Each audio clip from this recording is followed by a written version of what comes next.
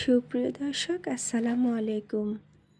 আজকে নতুন একটি রেসিপি আপনাদের কাছে নিয়ে এলাম, যা আগে কখনো দেখেননি বা হয়তো তৈরি করে খাননি। আজকের এই রেসিপির মূল হচ্ছে রাঙা আলু।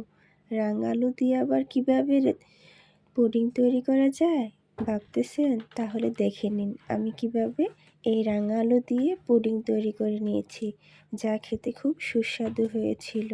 আপনারা চাইলে বাসায় এভাবে একবার বানিয়ে নিতে পারেন।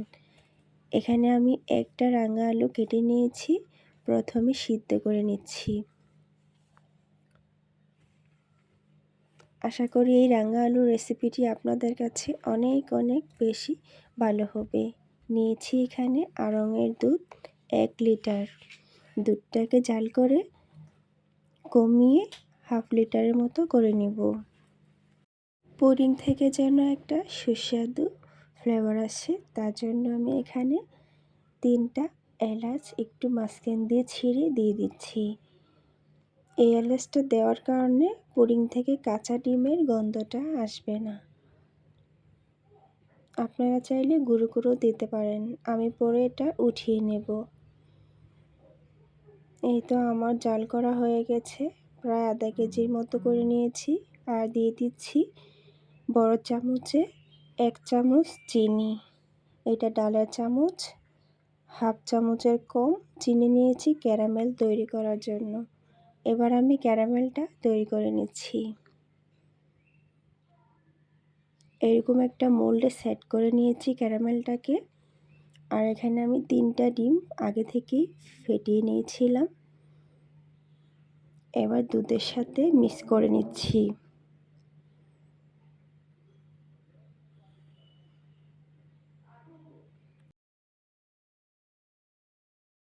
মিষ্টি আলুটাকে আমি ব্লেন্ড করে নিয়েছিলাম একদম একটা স্মুথ পেস্ট হওয়ার জন্য।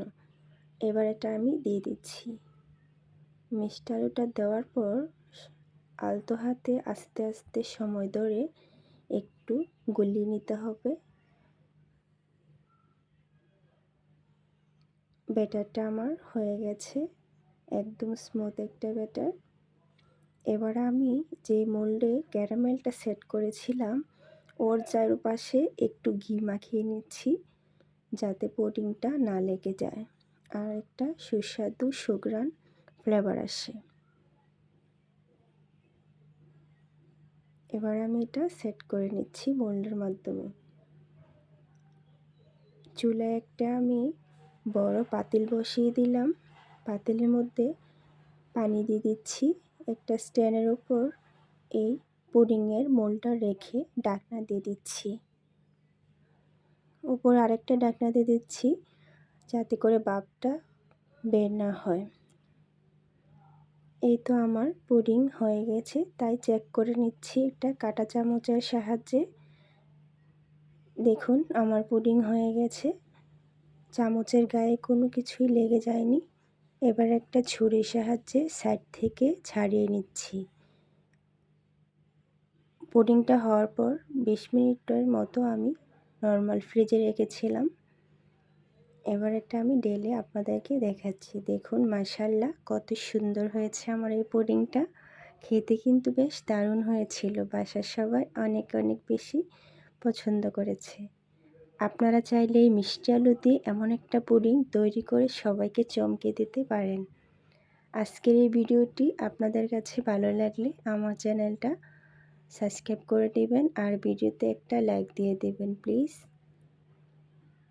আর এইরকম নিত্য নতুন ভিডিও পেতে আমার চ্যানেলের বেল বাটন অন করে রাখুন। ধন্যবাদ সবাইকে। এই পর্যন্তই আজকে। সবাই ভালো থাকবেন, সুস্থ থাকবেন। আল্লাহ হাফিজ।